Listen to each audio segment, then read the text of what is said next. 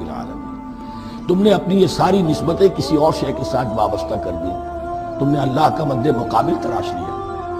می تراشت فکر ما ہر دم خدا بندے دیگر، رست از یک بند تا افتاد در بندے دیگر۔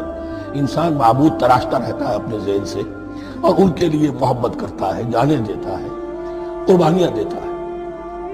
وَمِنَ النَّاسِ مَن يَتَّخِذُ مِن دُونِ اللَّهِ أَندَادًا يُحِبُّونَهُم كَحُبِّ اللَّهِ، یہ مضمون بھی سورہ حج میں زیادہ واضح ہوگا۔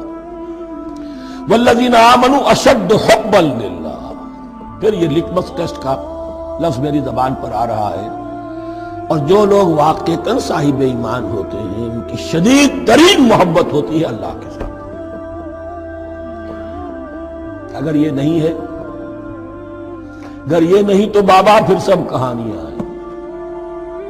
کوئی شے اللہ سے زیادہ محبوب ہو گئی وہ تمہاری معبود ہے۔